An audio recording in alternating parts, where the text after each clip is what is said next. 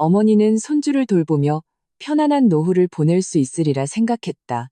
하지만 이사 온 첫 주 만에 차마 말 못할 기이한 일을 발견하고 만다. 매일 정성껏 만든 음식이 저녁에 냉장고에 넣어두면 다음날 아침 감쪽같이 사라지는 것이다. 반쯤 먹다 남은 게 아니었다. 냄비 통째로 흔적도 없이 사라졌다. 집안 식구들은 모두 모른다고 했다. 음식물 쓰레기통은 이상할 정도로 깨끗했다. 누가 한밤중에 몰래 훔쳐먹는 걸까? 아니면 누가 몰래 갖다 버리는 걸까? 어쩌면 이 집에는 차마 말 못할 비밀이 숨겨져 있는 건 아닐까? 당신이라면 모른 척 하시겠습니까? 아니면 끝까지 파헤치시겠습니까?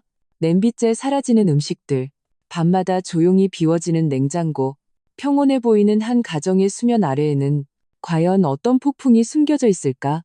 한 어머니가 이 일의 진상을 직접 파헤치기로 결심했을 때 그 진실은 상상했던 것보다 훨씬 무겁고 또한 훨씬 더 따뜻했다. 건강한 인생길에 오신 것을 환영합니다. 오늘의 이야기 속으로 들어가 보시죠. 제 이름은 박정숙, 올해 63입니다. 부산 영도에서 나고 자란 토박이죠. 돌이켜보면 저도 참 험한 세월을 헤쳐온 사람입니다. 젊었을 적엔 사상공단에서 20년 넘게 미싱을 돌렸습니다. 남편은 일찍 세상을 떠났고 저 혼자 아들 김민준을 억척같이 키워냈습니다. 일주일 전 저는 평생을 살았던 영도의 낡은 빌라를 떠나 시내로 왔습니다. 아들 민준이가 새로 산 해운대의 아파트로 이사 온 겁니다. 손주 지우를 돌봐주며 부부의 아이 돌보미 비용을 덜어주고 저도 손주 재롱 보는 재미로 살 겸해서요. 저는 속으로 잘된 일이라 생각했습니다. 지우는 착하고 귀여웠고 며느리 서연이도 싹싹하고 예의 바른 아이였습니다. 아들 민준이는 더 말할 것도 없이 효자고요. 함께 사는데 별 문제는 없을 거라 믿었습니다. 하지만 솔직히 말해 이사 온 지 고작 일주일 만에 저는 이 집이 뭔가 이상하다는 걸 느꼈습니다. 그 작은 비밀은 주방에 놓인 번쩍이는 새 대형 냉장고 안에 숨어 있었습니다. 오늘 아침도 그랬습니다. 저는 동이 트기도 전에 일어나 아침 식사를 준비하려 했습니다. 냉장고 문을 열고 달걀을 꺼내려는데 달걀통에 손이 닿는 순간 제 동작이 멈췄습니다. 먼저 냉동실을 힐끗 보니 냉동식품으로 가득 차 있었습니다. 그리고 시선은 냉장실에 횡하니 비어있는 한 공간에 머물렀습니다. 어제 먹다 남은 닭볶음탕을 담아두었던 뚝배기가 있어야 할 자리였습니다. 저는 잠시 멍해졌습니다. 눈앞의 선반은 텅 비어 있었고 아무것도 없었습니다. 원래 뚝배기가 있던 자리에는 반쯤 말라붙은 짙은 갈색의 국물 자국만 끈적하게 남아 있었습니다. 어제 그 닭볶음탕의 흔적으로 보였습니다. 심장이 쿵 하고 내려앉았습니다. 처음에는 의아했고 그 다음에는 이런 생각이 들었습니다. 이번이 처음이 아니야. 월요일 아침 저는 맛있게 갈비찜을 했습니다. 정말 맛있었죠. 그런데 결과는요? 다음날 아침 냄비는 싱크대 위에 그대로 있었지만 갈비와 장조림 메추리알은 온데간데 없었습니다. 수요일 저녁 먹다 남은 삼겹살을 랩으로 잘 싸서 넣어뒀는데 다음날 아침 접시는 식기세척기 안에서 깨끗하게 씻겨 있었고 고기는 사라졌습니다. 제가 만든 음식, 특히 갈비찜이나 닭볶음탕처럼 양이 많은 음식들은 다음날이면 반으로 줄거나 아예 통째로 사라지기 일쑤였습니다. 이상하게도 주방에는 음식물 흔적이 전혀 없었습니다. 뼈 한 조각 남지 않았죠. 모든 것이 깨끗하게 치워져 마치 아무 일도 없었던 것 같았습니다. 저는 냉장고의 텅 빈 공간을 응시하며 등골이 서늘해지는 것을 느꼈습니다. 이건 정상적인 식사 행위가 아니었습니다. 이건 대체 뭘까? 훔쳐 먹는다고? 누가? 왜 한밤중에 일어나 야식을 먹으면서 닭볶음탕 한 솥을 국물까지 싹 비우고 냄비까지 처리하는 걸까? 대체 어떤 식성이기에 가능한 일일까? 아니면 아예 먹은 게 아닌 걸까? 주방에 서서 냉장고의 빈자리를 멍하니 바라보며 머릿속이 복잡해졌습니다. 그때 거실 쪽에서 또각또각 구두 소리가 들렸습니다. 며느리 서연이가 출근 준비를 하는 소리였습니다. 원래는 묻지 않으려 했습니다. 물어보면 괜히 어색해질 것 같았거든요. 하지만 저도 모르게 말이 튀어나왔습니다. 서연아, 저는 부드럽게 말했습니다. 어제 그 닭볶음탕 말이다. 내가 쓰던 뚝배기가 안 보이네. 며느리의 동작이 순간 멈칫했습니다. 신발을 신던 손이 반박자 멈췄다가 이내 자연스럽게 움직였습니다. 아, 어머님, 그거요. 며느리는 고개를 숙인 채 신발끈을 묶으며 제 눈을 피했습니다. 아마 민준 씨가 어젯밤에 야근하고 와서 배고프다고 야식으로 먹었나 봐요. 뚝배기는 너무 기름져서 베란다에 물에 담가놨을 거예요. 저녁에 돌아와서 제가 씻을게요. 말은 청산유수였지만 평소보다 말투가 빠르고 얼굴에 미소가 어딘지 모르게 굳어있다는 걸 느낄 수 있었습니다. 그래? 저는 아무렇지 않은 척 고개를 끄덕였지만 마음속 의심은 더욱 커져만 갔습니다. 그때 민준이도 방에서 나왔습니다. 어깨에는 노트북 가방을 메고 있어 출근할 준비를 마친 모습이었습니다.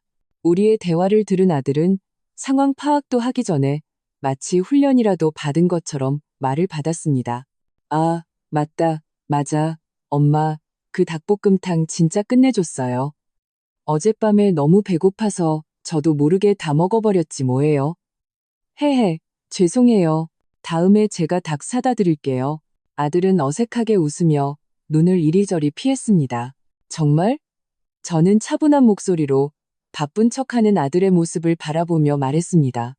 뚝배기까지 들고 나갔니? 아들은 머리를 극적이며 더욱 굳은 미소를 지었습니다.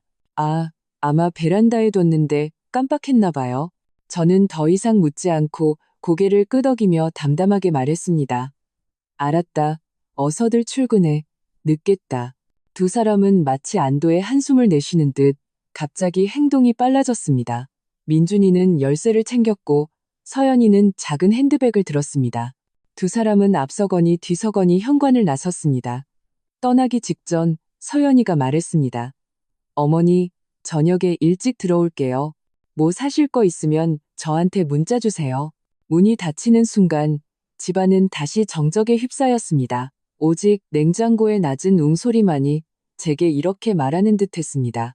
당신, 저 말을 믿으세요?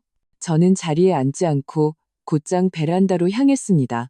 그곳에는 스테인리스 싱크대와 작은 수전이 있었습니다. 평소에 걸레를 빨거나 말리는 곳이었죠. 텅 비어 있었습니다. 뚝배기도 기름진 싱크대도 닦은 흔적도 없었습니다. 심지어 배수구 거름망까지 깨끗했습니다.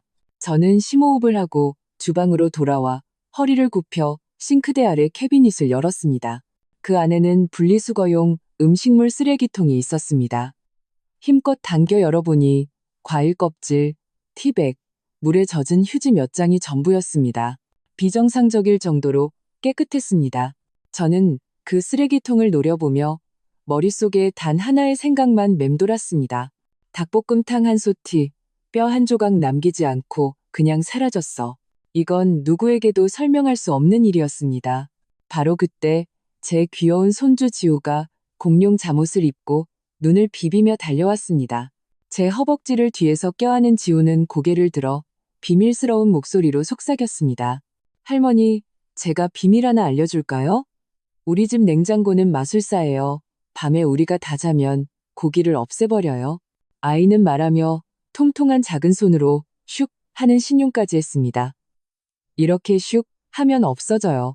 손주의 말을 듣는 순간 제 마음속에 어렴풋이 피어오르던 불안감이 더욱 짙어지는 것 같았습니다. 지우를 유치원에 데려다 준 후 저는 집에서 멀지 않은 부전시장에 갔습니다. 시장은 사람들로 북적였고 사방에서 물건을 파는 소리와 흥정하는 소리가 가득했습니다. 저는 장바구니 카트를 밀며 시끄러운 인파 속을 걸었지만 마음은 딴 데가 있었습니다. 정육점에 걸린 기름진 삼겹살 덩어리들을 보며 오늘 저녁은 대체 뭘 해야 하나 망설였습니다. 정숙이 언니, 정숙 언니, 채소 가게의 순자 씨는 목소리가 유난히 커서 몇 가게 떨어진 곳에서도 저를 향해 소리쳤습니다. 언니 얼굴이 안 좋네. 손주 보느라 힘든가 봐. 몸 챙겨야지. 저는 그녀에게 애써 미소를 지으며 다가갔습니다. 순자 씨는 저와 오랜 친구입니다. 예전에 공단에서 같이 미싱을 돌리던 사이였죠. 그녀는 예쁜 애호박을 골라주며 잔소리를 했습니다. 참, 언니도 민준이네한테 좀 주의를 줘야 해. 젊다고 맨날 고기만 먹으면 안 되지. 우리 딸도 나한테 맨날 그러잖아. 우리 같은 옛날 사람들 요리법은 너무 기름지고 짜서 혈관에 안 좋다고. 요즘 젊은 애들은 뭐 샐러드니 닭가슴살이니 싱겁게 먹는 게 유행이래. 그 말을 듣는 순간 제 머릿속에서 띵 하는 소리가 났습니다. 맞아. 혹시 내가 만든 음식이 마음에 안 드는 건 아닐까? 제가 만든 갈비찜, 닭볶음탕, 돼지간 볶음 같은 것들은 확실히 기름지고 짠 편이었습니다. 어쩌면 제 마음을 상하게 하고 싶지 않아서 차마 말은 못하고 밤에 제가 잠든 틈을 타 음식을 처리해버린 건지도 모릅니다. 제가 요리를 못해서가 아니라 그들의 건강관념이 저와 달랐던 겁니다. 이 추측은 제게 말로 설명할 수 없는 세대 차이에서 오는 상실감과 약간의 서운함을 안겨주었습니다. 제가 정성껏 만든 음식을 그들은 싫어하면서도 제게 말하지 못했던 겁니다. 하지만 이내 요즘 젊은이들이 살찌는 걸 두려워하고 건강을 중시한다는 사실을 떠올렸습니다. 다들 토끼처럼 먹는 게 유행인데 저는 아직도 갈비찜을 보물처럼 여기고 있었으니 정말 구식이었던 것 같습니다. 좋아. 오늘 한번 제대로 된 건강식 저녁을 차려주지. 저는 속으로 다짐했습니다. 그날 집에 돌아온 저는 핸드폰을 켜고 돋보기 안경을 쓴 채 닭가슴살 샐러드 만드는 법을 연구하기 시작했습니다. 주방에서 오후 내내 분주하게 움직였습니다. 양상추는 얼음물에 담가야 아삭해지고 닭가슴살은 코스트코에서 사온 수비드 제품을 뜯어 다시 따뜻한 물에 데워야 했습니다. 방울토마토는 반으로 자르고 아몬드 슬라이스를 뿌리고 마지막으로 올리브유 레몬 드레싱까지 만들어야 했습니다. 만들면서 이건 갈비찜만 손 만드는 것보다 더 번거롭잖아 하는 생각이 들었지만 저는 즐거웠습니다. 이걸 보면 이 엄마가 변할 줄 모르는 게 아니라 아무도 말해주지 않아서 몰랐다는 걸 알게 되겠지 라고 생각하면서요. 저녁 제가 의기양양하게 그림처럼 색색이 고운 닭가슴살 샐러드 한 대접과 찐 농어 한 마리 그리고 건강에 좋은 잡곡밥 한 솥을 식탁에 올렸을 때 막 퇴근하고 돌아온 민준이와 서연이의 얼굴에는 먼저 놀라움이 스쳤고 이내 제가 이해할 수 없는 감추기 힘든 난처함과 불안함으로 바뀌었습니다. 어때? 서프라이즈지? 저는 기대에 찬 얼굴로 그들에게 말했습니다. 오늘 시장에 갔다가 요즘은 건강하게 먹어야 한다는 소리를 들어서 특별히 너희를 위해 만들어봤어. 어서 먹어봐. 입에 맞는지. 민준이는 젓가락을 들었지만 어디서부터 손을 대야 할지 모르는 듯 했습니다. 그는 샐러드 그릇을 보며 억지 미소를 지었습니다. 엄마, 좋네요. 보기에도 예쁘고요. 근데 제가 오늘 부장님한테 깨져서 기분이 좀 안 좋아서요.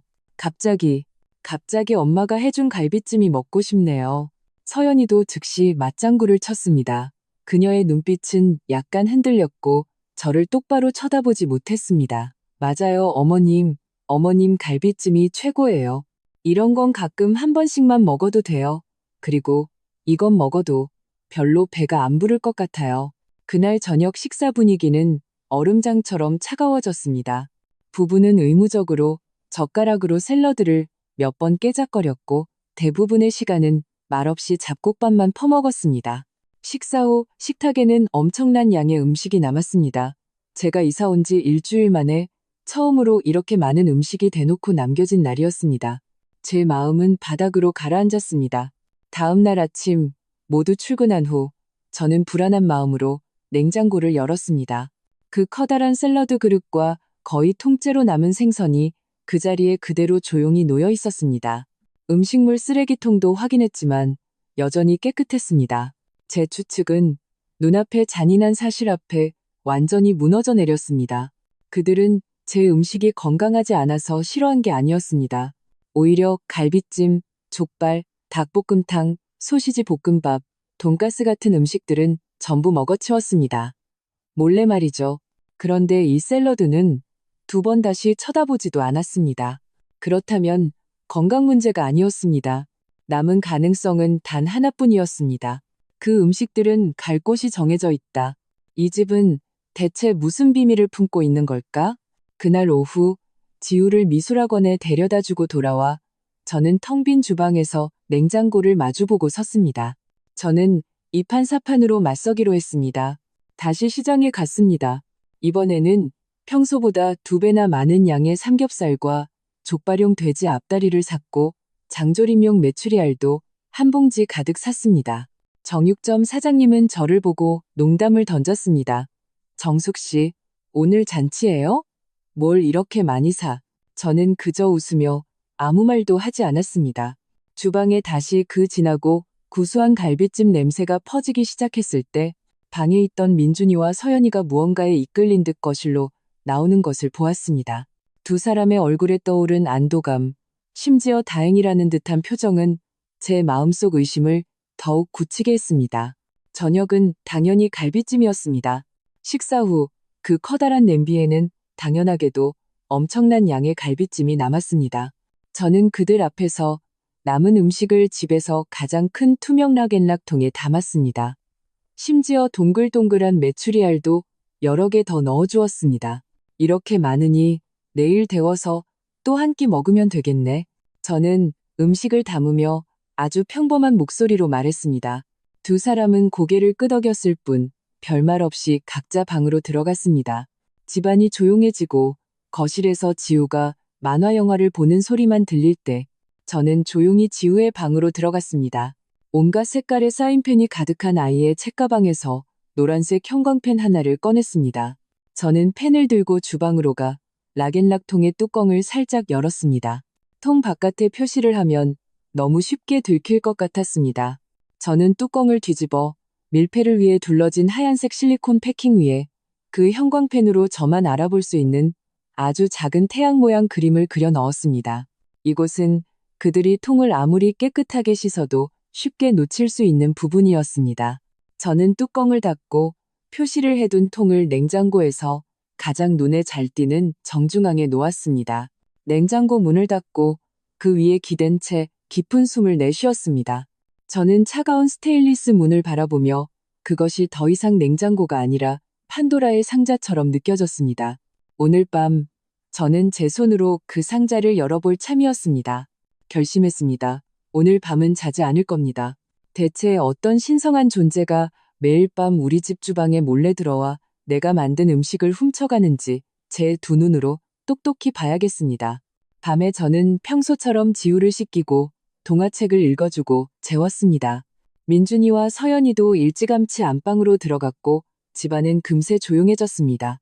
저는 거실의 모든 큰 등을 끄고 주방 환풍기 위에 달린 희미하고 눈에 잘 띄지 않는 작은 등만 켜두었습니다. 그 미약한 불빛은 안방에서 냉장고까지의 동선을 겨우 파악할 수 있을 정도였습니다. 저는 몹시 피곤한 척하며 제 방으로 들어가지 않고 거실 소파에 그대로 누웠습니다. 몸에는 얇은 담요 하나를 대충 덮었습니다. 눈을 감고 호흡을 조절했습니다. 마치 정말로 잠든 노인처럼 평온하고 깊게 들리도록 말이죠. 하지만 실제로는 제 눈은 어둠 속에서 번뜩이고 있었고 귀는 집안의 아주 작은 소리 하나라도 놓치지 않으려 쫑긋 세워져 있었습니다. 시간은 1분 1초가 흘러갔습니다. 벽에 걸린 낡은 시계가 규칙적으로 똑딱똑딱 소리를 냈습니다. 고요한 밤에 시계 초침이 움직일 때마다 제 심장을 직접 두드리는 것 같았습니다. 10시, 11시, 12시. 저는 오늘 밤은 그들이 움직이지 않을지도 모른다고 거의 포기할 뻔했습니다. 제가 인내심을 거의 잃어갈 무렵 새벽 1시 15분 안방문에서 끼익하는 소리가 나며 아주 조심스럽게 아주 천천히 열렸습니다. 덩치가 큰 사람의 그림자가 도둑처럼 살금살금 빠져나왔습니다. 민준이었습니다. 아들은 맨발이었고 발걸음 하나하나를 지극히 가볍게 내디뎌 거의 아무 소리도 내지 않았습니다. 그는 냉장고 앞으로 걸어가 망설임 없이 능숙하게 문을 열었습니다. 그리고 안에서 제가 표시해둔 락앤락통을 꺼냈습니다. 아들은 주방에 머물지도 않고 곧장 식탁 밑에 미리 준비해둔 검은색 보온 가방에 그 통을 넣었습니다. 곧이어 안방문이 다시 열렸습니다. 이번에는 서연이었습니다.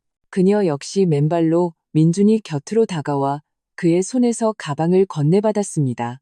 지퍼를 꼼꼼히 확인한 후 그녀는 현관으로 가 평평한 외출용 신발로 갈아 신었습니다. 마치 잘 훈련된 고양이처럼 소리 없이 천천히 문고리를 돌려 대문을 열고 밖으로 쓱 빠져나갔습니다. 모든 과정에서 부부는 아무런 대화도 나누지 않았지만 호흡은 완벽하게 들어맞았습니다. 이것이 처음이 아니라는 것은 분명했습니다. 저는 민준이가 방으로 돌아가 문을 살짝 닫는 것을 확인한 후에야 소파에서 벌떡 일어났습니다. 심장이 목구멍으로 튀어나올 것처럼 빨리 뛰었습니다. 저는 옆 의자에 걸쳐둔 외투를 집어들고 슬리퍼도 신지 않은 채 맨발로 현관으로 달려갔습니다. 조심스럽게 문고리를 돌려 저도 따라 나갔습니다. 깊은 밤의 복도는 텅 비어 있었고 오직 비상구의 녹색 유도등만이 어둠 속에서 희미한 빛을 발하고 있었습니다. 서연이는 아마 엘리베이터를 탄 것 같았습니다. 저는 다른 엘리베이터를 타고 내려가 그녀와 마주칠 가능성을 피했습니다. 심장이 미친 듯이 뛰었습니다. 저는 서연이를 따라 아파트 단지를 빠져나왔습니다. 그녀의 가녀린 뒷모습은 여전히 화려한 도시의 밤 풍경 속으로 금세 녹아들었습니다.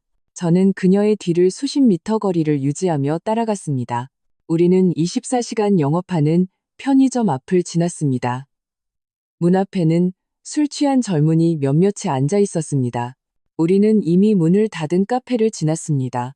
쇼윈도에는 앞서거니 뒤서거니 하는 우리 둘의 모습이 비쳤습니다. 우리는 텅 비고 고요한 부산시민공원을 가로질렀습니다. 오직 바람이 나무잎을 스치는 소리만 사각거렸습니다. 저는 그녀가 부산항 쪽으로 계속 걸어가는 것을 보았습니다.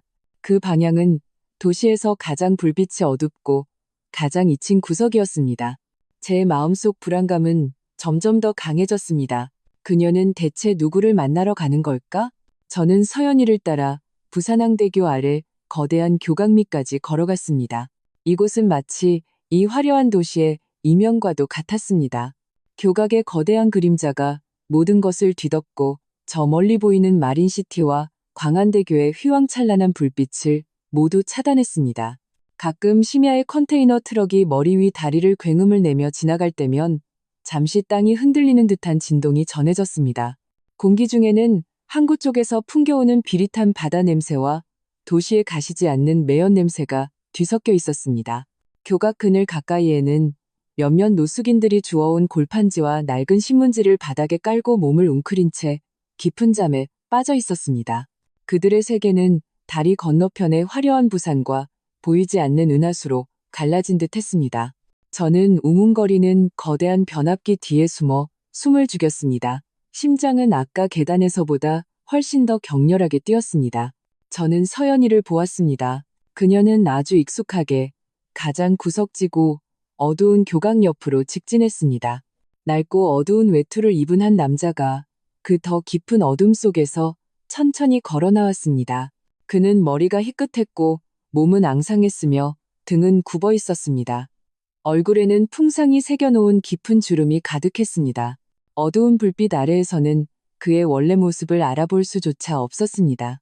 그가 바로 서연이의 심야 외출의 비밀이었습니다. 그가 바로 내 모든 갈비찜과 닭볶음탕을 훔쳐간 사람이었습니다. 그는 대체 누구일까? 서연이의 친척일까? 아니면 내가 모르는 어떤 비밀스러운 관계일까? 수많은 생각이 머릿속을 스쳐 지나갔습니다. 저는 서연이가 서둘러 다가가 손에 든 검은색 보온 가방을 그 남자에게 건네는 것을 보았습니다. 남자는 그것을 받아들었습니다. 동작은 조금 느렸지만 안정적이었습니다. 그는 지퍼를 열고 그 안에서 제가 너무나도 잘 아는 락앤락 통을 꺼냈습니다. 그리고는 조급하게 뚜껑을 열었습니다. 안에 가득 담긴 아직 김이 모락모락 나는 갈비찜과 메추리알을 보았을 때 그의 흐릿한 두 눈에 갑자기 한 줄기 빛이 스치는 것 같았습니다. 그는 오랜 노동으로 거칠어지고 심지어 미세하게 떨리는 손으로 품속에서 휴지로 소중하게 싼 아주 깨끗하게 닦인 젓가락 한 벌을 꺼냈습니다. 그리고는 차가운 교각에 기댄 채 허겁지겁 먹기 시작했습니다. 그는 아주 빠르고 급하게 먹었습니다. 마치 아주 오랫동안 굶주렸던 사람처럼요. 락앤락 뚜껑에 떨어진 작은 고기 부스러기 하나까지도 혀로 꼼꼼하게 핥아먹었습니다. 그 순간 제 심장이 보이지 않는 거대한 손에 의해 무자비하게 쥐어짜이는 것 같았습니다. 저는 비밀의 전반부를 이해했습니다. 저는 왜 항상 고기류, 기름지고 양이 많은 음식들만 사라졌는지 깨달았습니다. 오직 이런 고칼로리 음식만이 밖에서 떠도는 사람이 깊은 밤의 추위를 견디고 가장 기본적인 체력을 유지할 수 있게 해줄 테니까요. 서연이는 서서 한마디도 하지 않고 남자가 다 먹기를 기다렸습니다. 그녀는 말없이 빈통을 거두고 주머니에서 핫팩 하나와 생수 한 병을 꺼내 남자에게 건넸습니다. 고개를 숙여 그의 귓가에 나지막이 무언가를 당부한 후 그녀는 몸을 돌려 떠날 준비를 했습니다. 하지만 제 마음속의 거대한 의문은 점점 더 깊어졌습니다. 이 남자는 대체 누구인가? 왜 서연이는 위험을 무릅쓰고 매일 밤 그에게 밥을 가져다 주는가? 왜 이 일은 내 아들 민준이까지 그녀와 함께 숨겨야만 했는가? 저는 앞으로 나아갈 용기가 없었습니다. 이 시점에서 일을 이렇게 난처하게 만들고 싶지 않았습니다. 서연이가 몸을 돌리기 전에 저는 한 발 앞서 조용히 몸을 돌렸습니다. 입을 틀어막고 터져 나오려는 모든 감정을 억누른 채 걸음을 옮겨 거의 도망치듯 왔던 길의 어둠 속으로 사라졌습니다. 저는 집으로 돌아가야 했습니다. 거짓말로 가득 찬 그 집으로 돌아가 진실을 기다려야 했습니다. 아파트 건물로 들어섰을 때 시간은 새벽 2시가 넘어가고 있었습니다. 엘리베이터 홀은 텅 비어 있었고 센서등만 하나둘 켜졌다가 천천히 꺼졌습니다. 저는 올라가는 버튼을 눌렀습니다. 거울에 비친 제 모습을 보았습니다. 머리는 좀 헝클어져 있었고 손등은 미세하게 떨리고 있었습니다. 집에 돌아와 불을 켜지 않았습니다. 대문만 조용히 닫고 곧장 거실 소파에 앉았습니다. 집안은 칠흑같이 어두웠습니다. 저는 불을 켜지 않았습니다. 오직 냉장고의 디스플레이 패널에서 나오는 희미한 푸른빛만이 있었습니다. 그 푸른빛이 탁자 위에 떨어져 유리를 수면처럼 반사시켰습니다. 저는 앉아서 기다렸습니다. 머릿속은 텅 비어 있었고 단지 두 손을 꽉 쥐어 손톱이 손바닥을 파고들게 하여 제가 아직 깨어 있다는 것, 정신이 멀쩡하다는 것을 상기시켰습니다. 찰칵하고 문잠금 장치가 풀리는 소리가 났습니다. 저는 눈을 크게 떴습니다. 문이 천천히 열리는 것을 보았습니다. 서연이가 들어왔습니다. 한 손에는 여전히 그 검은색 보온 가방을 들고 있었고 발걸음은 매우 가벼웠습니다. 집안에 사람이 있으리라고는 전혀 예상하지 못한 듯했습니다. 하지만 그녀가 현관에 막 들어서서 눈이 어둠에 채 적응하기도 전에 손에 들고 있던 보온 가방이 쿵 소리를 내며 바닥에 떨어졌습니다. 저는 휴대폰 손전등을 켰습니다. 한 줄기 하얀 빛이 탁자 위를 안정적으로 비췄습니다. 그 텅 빈 라겔락통, 통뚜껑은 열려 있었고 안은 방금 씻은 것처럼 깨끗했습니다. 오직 하얀색 실리콘 패킹 위에만 제가 그려넣었던 작은 태양이 남아 있었습니다. 그 노란색 선이 불빛 아래에서 유난히 눈에 띄었습니다. 서연이의 얼굴에서 순간 핏기가 가셨습니다. 그녀는 그 자리에 서서 입술을 달싹였지만 소리를 내지 못했습니다. 털썩 소리와 함께 그녀는 무릎에 힘이 풀리며 차가운 바닥에 그대로 주저앉았습니다. 몇 초 후 민준이의 방문이 열렸습니다. 그도 깨어 있었습니다. 우리 두 사람의 이 광경을 보자마자 잠시 멍해졌다가 마치 전기에 감전된 것처럼 달려와 서연이 옆에 무릎을 꿇고 그녀를 껴안았습니다. 엄마, 다 아셨어요? 저는 고개를 끄덕였습니다. 누구니? 드디어 제가 입을 열었습니다. 오랜 긴장과 억압으로 목소리가 조금 잠겨 있었습니다. 민준이는 고개를 숙이고 눈을 감았습니다. 한참 후에야 입을 열었습니다. 서연이, 아버지예요. 두 사람의 끊어질 듯 이어지는 눈물과 흐느낌으로 가득 찬 설명 속에서 저는 마침내 제가 결코 상상할 수 없었던 가슴 아픈 진실의 조각들을 맞춰나갈 수 있었습니다. 다리 밑에 그 남루한 남자는 놀랍게도 서연이의 친아버지, 제 사돈어른인 이강식 씨였습니다. 이강식 씨는 예전에 김해에서 꽤 이름 있는 건설업자였습니다. 호탕하고 의리를 중시했지만 바로 그 의리 때문에 자신을 망쳤습니다. 의형제를 맺은 친구의 회사에 보증을 서주었는데 그 친구가 공금을 횡령하고 돈을 갖고 도망치면서 수억 원에 달하는 거대한 빚더미를 남긴 것입니다. 이강식 씨는 빚을 갚기 위해 집을 팔고 회사를 팔았지만 여전히 갚을 길이 없었습니다. 은행의 빚 독촉, 사채업자들의 위협이 그를 숨막히게 했습니다. 몇 년 전 아내와 딸에게 짐이 되지 않기 위해 그는 가장 극단적인 방법인 자기 추방을 선택했습니다. 마치 세상에서 증발한 것처럼 사라졌습니다. 서연이가 말했습니다. 저희는 아버지를 계속 찾았어요. 그러다 석 달 전에 광안리 해변에서 우연히 아버지를 만났어요. 머리는 하얗게 새고 너무 마르셨고 옷차림은 노숙인 같았어요. 제가 집으로 가자고 붙잡았는데 아버지는 완강히 거부하셨어요.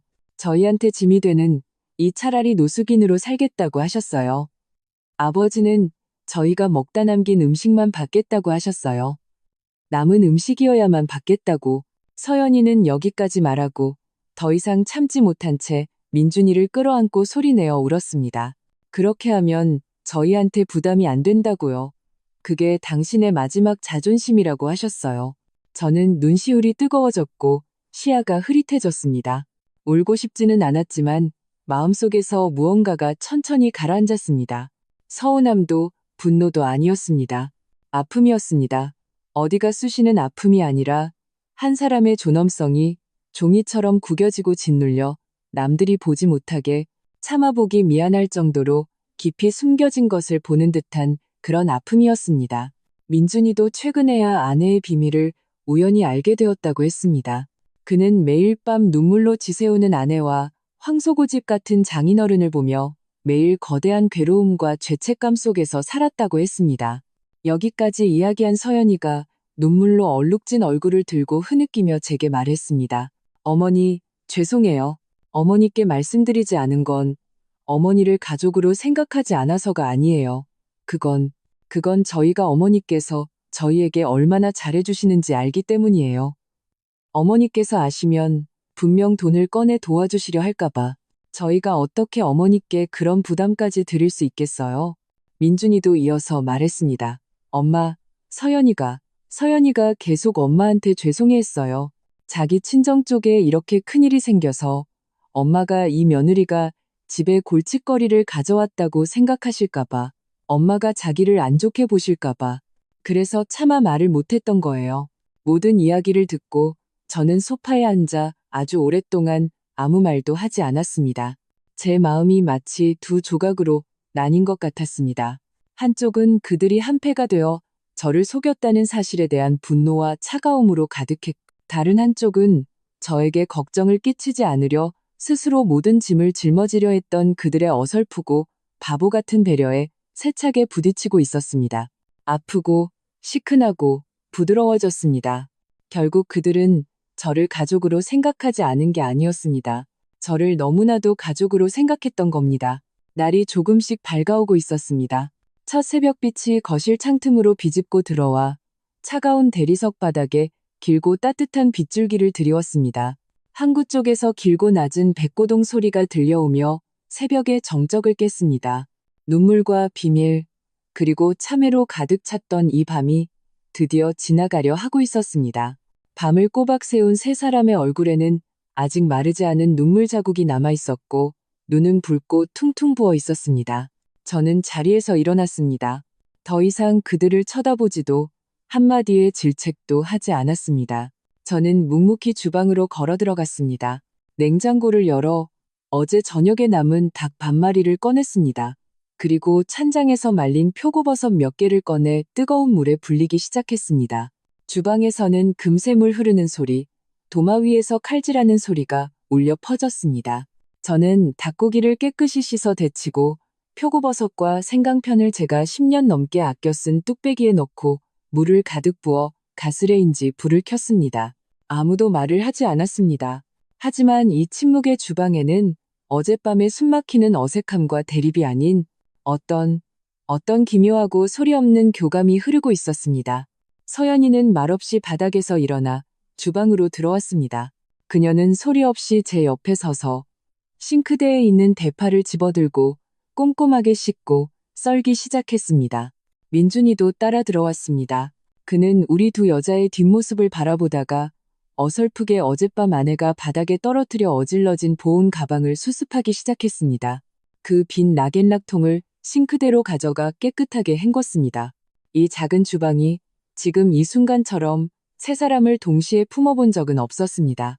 우리는 누구도 서로를 쳐다보지 않았지만 모든 동작은 수천 번 연습한 것처럼 조화롭고 질서정연했습니다. 이 침묵 속의 공동 작업은 상처투성이인 우리 가족의 가장 깊은 화해의 의식이었습니다. 1시간여 후 표고버섯 닭곰탕이 마침내 완성되었습니다. 진하고 따뜻한 향기가 온 집안에 퍼져나가며 밤새 남아있던 차가움과 슬픔을 쫓아냈습니다. 저는 뜨거운 닭곰탕을 조심스럽게 커다란 보온병에 담았습니다. 특별히 가장 부드러운 닭다리살도 여러 조각 건져 넣었습니다. 그리고 앞치마를 풀고 아직 멍하니 서 있는 민준이와 서연이에게 말했습니다. 가자. 어머니, 어디를요? 민준이가 이해할 수 없다는 듯 물었습니다. 국 배달 가야지. 제가 말했습니다. 간 김에 내 사돈어른도 뵙고. 서연이의 몸이 세차게 떨렸고 얼굴에는 당황한 기색이 역력했습니다.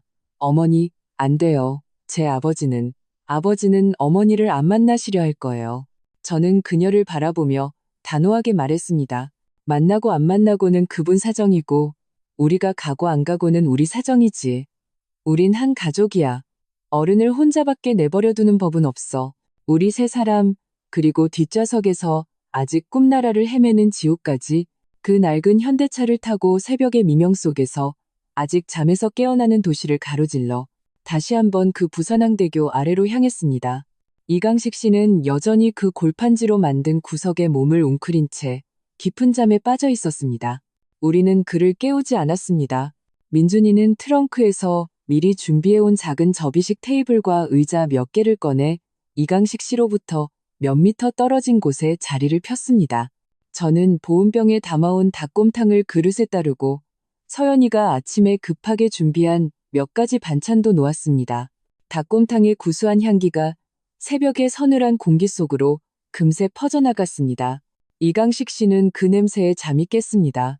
그는 충혈된 눈을 뜨고 우리 가족이 자기 영역의 아침상을 차려놓은 것을 보고는 완전히 얼어붙었습니다. 그는 본능적으로 그늘 속으로 다시 숨으려 했습니다. 저는 그에게 기회를 주지 않았습니다. 제가 직접 그 뜨거운 닭곰탕 그릇을 들고 그의 앞에 다가가 몸을 낮추고 그릇을 건넸습니다. 사돈어른, 저 민준이 엄마입니다. 그는 손을 내밀지 않고 그저 우리를 한참 쳐다보다가 말했습니다. 여긴 뭐 하러 왔소? 당신들이 있을 곳이 아니오. 저는 웃으며 보온병을 바닥에 내려놓았습니다. 사돈어른, 우린 한 가족이지 남이 아니잖아요. 있을 곳, 없을 곳이 어디 있겠어요? 서연이가 아버지를 보며 작은 목소리로 말했습니다. 아빠, 그냥 집으로 돌아오세요. 저희가 뭘 갚아달라는 게 아니라 그냥 아빠가 더 이상 이렇게 지내지 않으셨으면 좋겠어요. 이강식 씨는 입을 꾹 다물고 고개를 저었습니다. 목소리는 낮았지만 물러서지 않았습니다. 내가 여기 사는 데는 다 이유가 있다. 내가 집을 나온 건 너희가 날 찾으러 오게 하려고 나온 게 아니다. 너희가 날 찾으러 오지 않게 하려고 나온 거다. 알겠냐? 저는 그를 바라보았습니다. 그의 눈빛에는 회피도 분노도 없었습니다. 그저 진흙탕에 한 번 넘어진 남자가 그럼에도 조금이라도 더 꼿꼿이 서고 싶어하는 그런 눈빛이었습니다. 저는 이해했습니다. 그는 집에 돌아오고 싶지 않은 게 아니었습니다. 아직 준비가 되지 않은 것이었습니다. 쓰러졌던 자신을 아직 수습해서 집으로 옮길 준비가 되지 않은 것이었습니다. 저도 더 이상 권하지 않았습니다. 저는 그저 다가가 몸을 낮추고 보온병을 열어 종이 그릇에 국을 따랐습니다. 향기가 즉시 퍼져나갔습니다.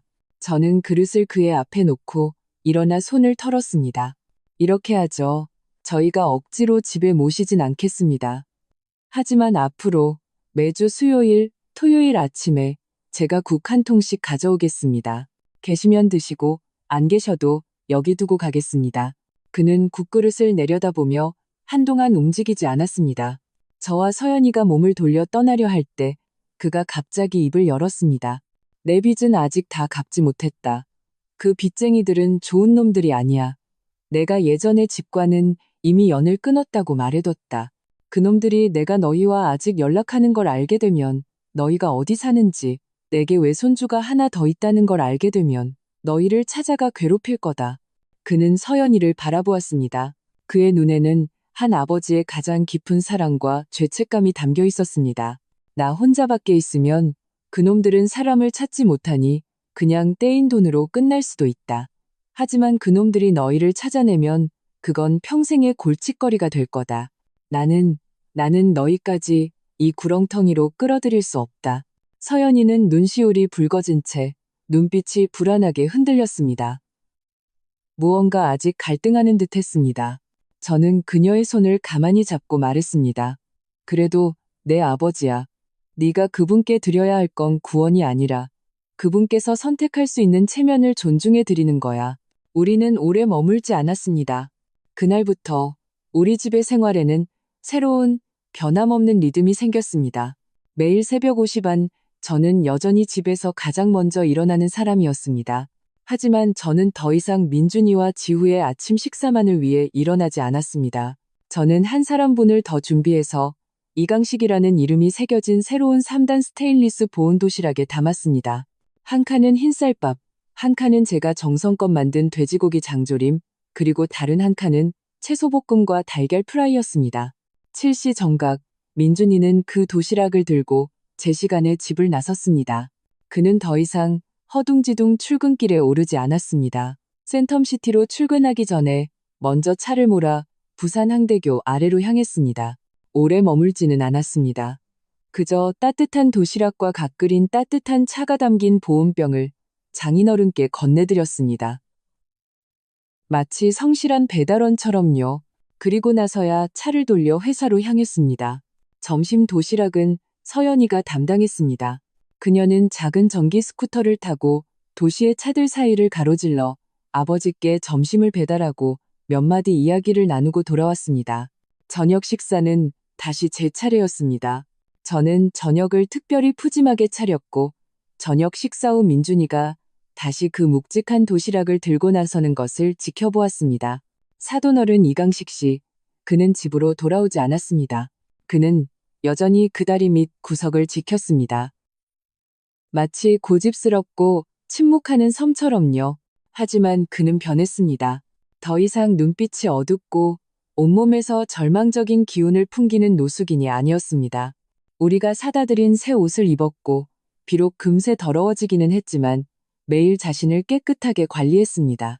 그는 근처에서 피켓을 드는 임시 일자리도 구했습니다.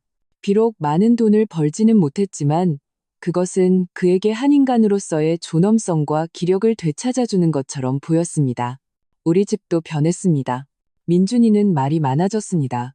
그는 매일 저녁 도시락을 배달하고 돌아와서 장인어른이 오늘 무슨 말씀을 하셨는지 우리에게 이야기해 주었습니다. 그는 두 집안을 잇는 진정한 다리가 되었습니다. 서연이의 얼굴에는 다시 미소가 피어났습니다. 비밀과 죄책감에 짓눌리지 않는 진심에서 우러나오는 그런 미소였습니다. 그녀는 제 손을 잡고 내일 아버지께 무슨 반찬을 해드려야 할지, 너무 짜지는 않을지, 충분히 부드러울지에 대해 의논했습니다. 우리 사이는 더 이상 예의 바르고 서먹한 고부관계가 아니라 집안의 그 고집, 센 늙은이를 어떻게 돌볼지 함께 고민하는 모녀 같았습니다. 심지어 지우도 자기가 그린 그림을 조심스럽게 할아버지께 드릴 도시락 가방에 넣곤 했습니다. 어느 주말 우리 네 식구는 다시 함께 저녁을 배달하러 갔습니다. 그날 이강식 씨는 우리를 보며 오랫동안 침묵했습니다. 마지막에 그는 품속에서 조금 낡은 봉투 하나를 꺼냈습니다. 안에는 구겨진 지폐 몇 장이 들어 있었습니다. 그는 그것을 민준이에게 건넸습니다. 이번 달. 그는 목이 쉰 목소리로 말했습니다. 내 밥값이다. 민준이와 서연이는 얼어붙었습니다. 저는 미소를 지으며 다가가 그 봉투를 가만히 밀어냈습니다. 저는 제 사돈어른께 말했습니다. 사돈, 가족끼리 밥값 계산하는 거 아니에요. 정말 계산하시려면 끝도 없어요. 석양의 마지막 빛이 우리 몇 사람의 그림자를 아주 길게 늘어뜨렸습니다. 저는 알았습니다. 한때 무거웠던 빚과 거짓말과 비밀들이 완전히 사라진 것은 아니라는 것을요. 하지만 그것들은 더 이상 중요하지 않았습니다. 왜냐하면 이 집에서 우리 각자는 자신만의 방식으로 어떻게 사랑해야 하는지, 어떻게 감당해야 하는지를 배웠기 때문입니다. 그리고 이 사랑과 감당의 무게는 그 모든 것을 훨씬 뛰어넘는 것이었습니다. 오늘의 이야기는 여기까지입니다. 그가 집에 돌아오지 않은 것은 미련이 없어서가 아니라 모든 위험을 자신의 앞에서 막아서는 침묵의 방식을 선택했기 때문입니다. 그는 빚이 아직 청산되지 않았다는 것을, 빚쟁이들이 찾아올 수도 있다는 것을 알고 있었습니다. 또한 자신이 집에 돌아가는 순간 가족들이 더 이상 평온한 삶을 살 수 없게 될 것이라는 사실도 알고 있었습니다. 그래서 그는 떠나기를 선택했습니다. 연락처를 남기지 않고 딸과 사위가 자신의 과거를 짊어지지 않도록 말입니다. 이해받기를 원하지 않았고 단지 누구에게도 짐이 되지 않기를 바랐습니다. 어떤 사람들은 이런 아버지가 너무 고집스럽다고 말하고 어떤 사람들은 이것이 지극히 깊은 사랑이라고 생각합니다.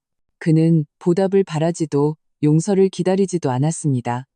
그저 묵묵히 거리를 지키며 자신만의 아주 작은 체면을 지키고 싶었을 뿐입니다. 당신은 어떻게 생각하십니까? 만약 당신이 그였다면 집으로 돌아가시겠습니까? 아니면 계속 멀리서 지켜보시겠습니까? 만약 당신이 그의 가족이라면 이 침묵하고 단호한 보호에 어떻게 응답하시겠습니까? 댓글창에 당신의 생각을 남겨주세요. 비슷한 경험을 하셨거나 혹은 단순히 공감하셨더라도 당신의 이야기는 소중합니다. 이곳은 서로를 이해하는 공간입니다. 채널을 구독하시고 이 진솔한 이야기를 당신이 아끼는 사람들과 공유해주세요. 또한 당신의 관점과 선택을 남겨 더 많은 사람이 함께 토론에 참여할 수 있도록 해주세요.